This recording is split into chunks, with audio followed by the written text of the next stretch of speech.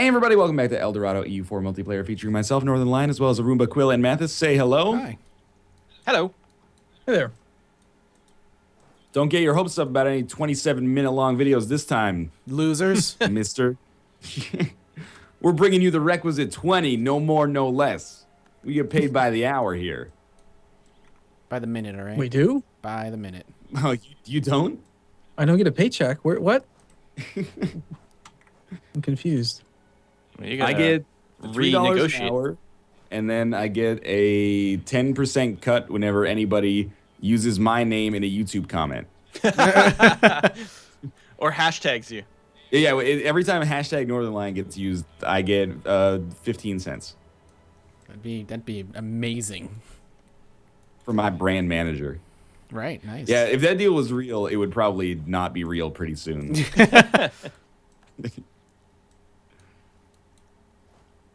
How can you push down? This is at least the fourth time I've asked this, but over 6 months. How do you push down provincial unrest without raising local autonomy? Park troops there. Park troops there. All right, Up that's to a great 20 of them can contribute a total of -5 unrest, but only if you're at 100% maintenance. Otherwise, it gets decreased by the appropriate amount based on your maintenance. Perfect. That's very helpful. Yeah, it's pretty reliable. And then you just, I guess, wait for local autonomy to go down.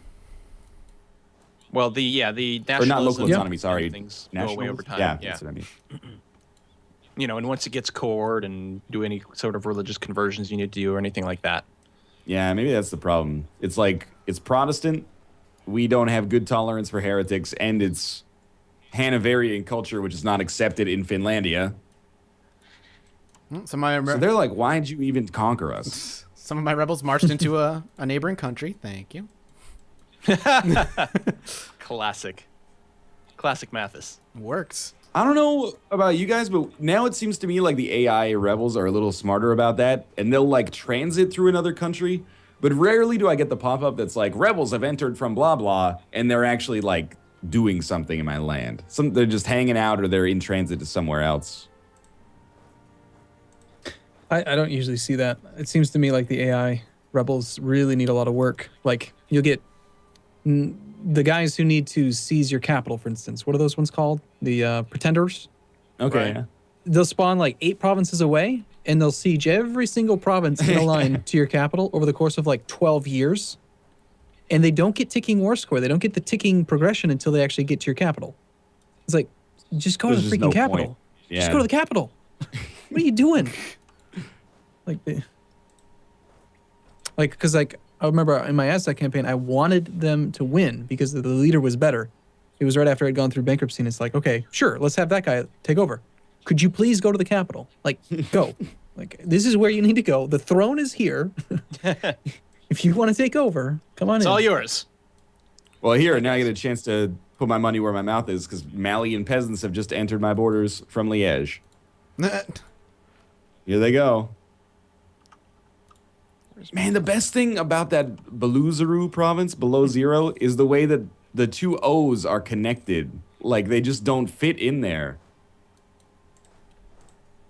Unless that's actually a character in a language and I'm just being a real ignorant guy.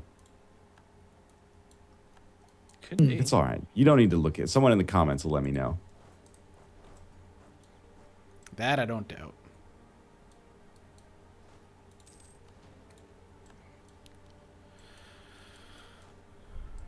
Look, I'm relying on you guys to carry a lot of this conversation for the Sorry. next 10 years of my Regency Council. Moving some troops. Fighting some dudes in a war that doesn't actually affect me in any way. But, had to honor the call. I fortuitously broke my alliance with Micmac right before Arumba was going to attack them. Just because I didn't like their war. But, now they're going to be like pretty much all of England. Australia might come back. There's some Australian nationalists that are sieging out some stuff. Oh, that's the rebels you're talking about that went into another country. I see. Do what I gotta do.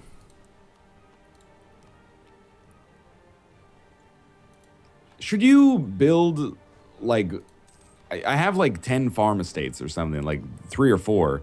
Should I just be building more farm estates at all opportunities? Most of those manufacturers make decent money. The farm ones may be a little less than some others, but Yeah, the manufactories, they're a pretty good investment. If you like compare them, the amount of money they make relative to like a temple, for example. Okay. A temple's 50 ducats, and an estate's 500 usually. So you pay 10 times as much, and they only give you like on grain, they'll only give you like 2 increased production, but that also affects Okay. trade. So it's like 4 ducats a month for $500 investment. Okay. And it doesn't cost you points.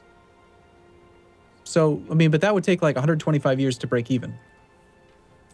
Right? 500 divided by 4. But like a temple is 1 ducat straight taxation, and that takes like 50 years to break even. So temples are kind of better, but they cost more monarch points. But the manufactories can be way better if you have like the naval equipment supplies or something. Okay. And then you're looking at like 6, 7, 8 increased production. All right. Thank you. Oh, Serbia. I'm not going to let you out that easy. bust the walls. Let's see. You'll give me this, and this, and this.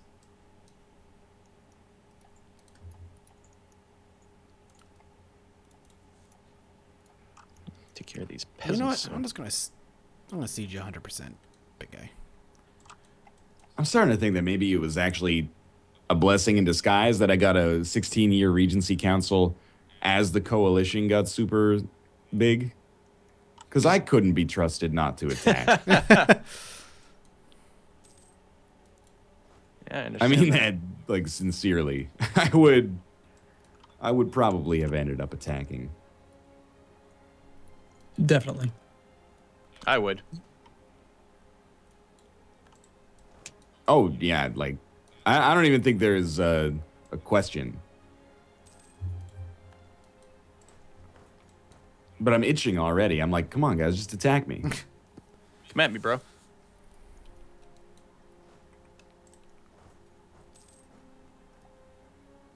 Oh, I used the freaking harsh treatment at the same time that the rebellion fired. Oh, I guess it actually, on the bright side, it didn't cost me points. okay. As you I must have button. clicked it a fraction of a second later. Yeah. That's good then.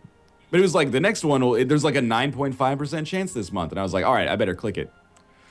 It popped up.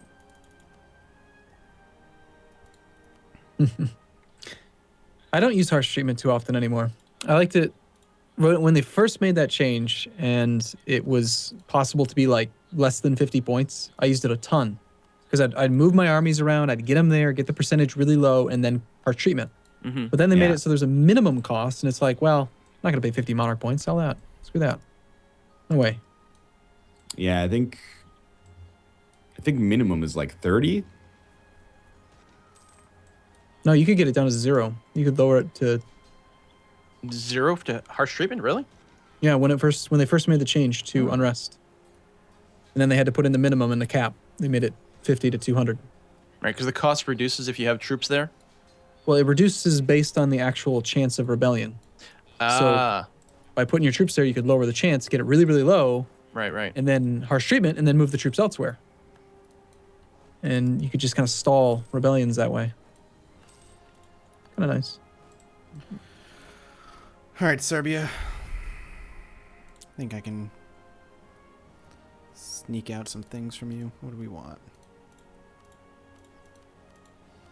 I need to hatch a plot to kill my advisors. Not my advisors, the advisor candidates. They're all in their 30s, but expensive. The cost is based on their age. Oh, you mean they're Really? like level 2? You mean they're level 2s and 3s? Yeah, sorry, they're level 2s and 3s. Okay. Yeah, but if you have 2 advisors who are the same level and one's older, then he'll be less expensive than the one that's younger. Today That's I learned. Interesting, yeah. I didn't know that. Yeah. You can see it. I mean, just look at I don't know. I'm gonna check Okay, mine real well, quick. you know, could and will are two different things, Arumba. Okay, I'm not gonna argue with you about that. I mean, I've appreciate noticed it, that there's though. like a little bit of variety in cost, but I just assumed maybe some of the different types cost differently. Like I never picked up on the pattern. It's a good thing we have you. Mm-hmm. Yeah. I've been It saying is. that for years. Mathis scoffs. He's, what? What is this nonsense? He doesn't need you now that he's got Serbia sieged. It's true.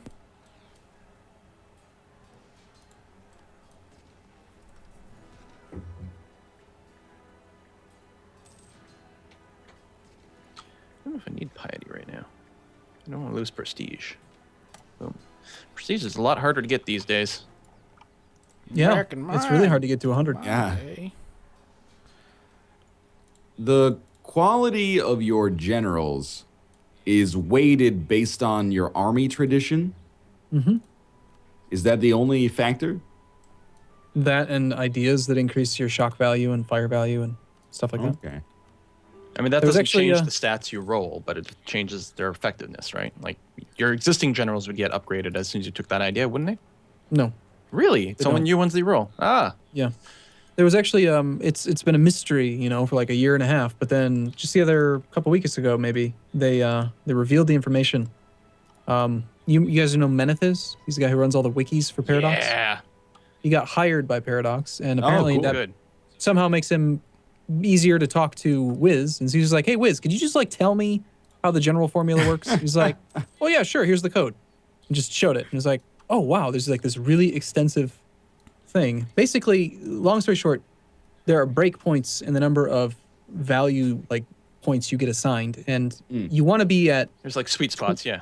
20, 40, 60, 80, or 100 tradition. Like every time you can break one, that's when you want to hire a general, because Oh, you're going to get wow. an extra point distributed between your generals. And it's weighted like it's going to put certain points more heavily towards like fire and shock versus maneuver and siege. Right, You'll notice that Siege, just when you hire siege generals. is pretty rare. So it is possible to get like a 6 siege general, but it's pretty unlikely just because of the weighting. But yeah. That's really I interesting, don't have a actually. lot of Diplo power. That sucks. Oh, are you trying to like full annex? No, I'm trying to. Well, I'm not. I'm trying to do something, but not full annex. But it's still. I don't. I forgot I upgraded my Diplo tech right before this war. It took me about a year of doing these videos to have that like mental stop where if I'm in a war and the technology thing pops up, I'm like, don't take Diplotech or admin tech for that matter, because you're gonna need to core stuff probably. Yep.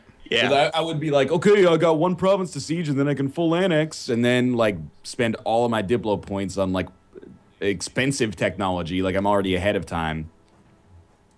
Just a disaster.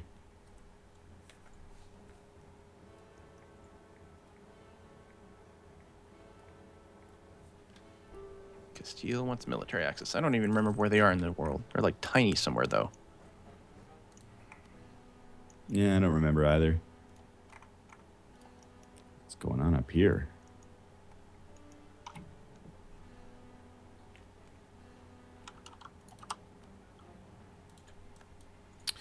Let's work out a truce. Let's see if I can pull something together here.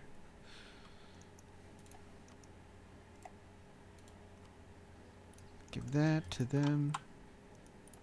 So I just declared war on a country because they're animists, so I could use my religious CB. But half their country is occupied by zealots. Oh no, those are actually Irish nationalists. Never mind. I was hoping that most of it was Sunni zealots that would like auto-converting the country for me, because that would have been nice. Okay. War over. I took a couple. I took like 3 pieces of land from them and money and other things. It's good enough. Sounds all right.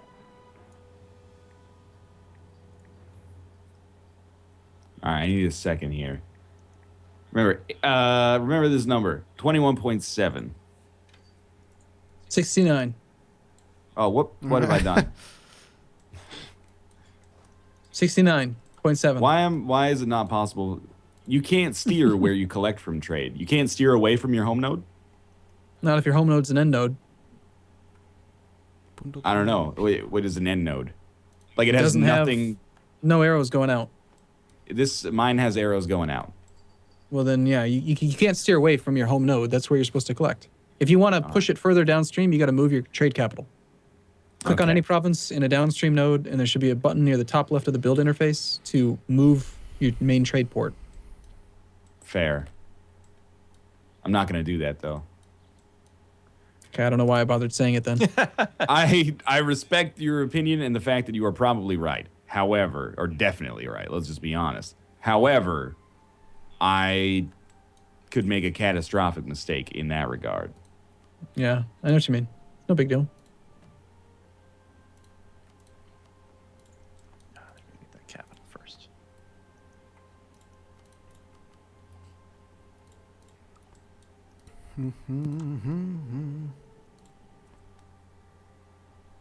All right, I'm happy with that. That worked out decently. I made Ashanti a little bit bigger, but I made them happier in turn. You fed your ally in it? Yeah, And yeah, if they had claims on something that they held, because they'll be mad if I didn't give them something. and yet outright crotchety. Cantankerous. I really like cantankerous. Yeah. It is a good word.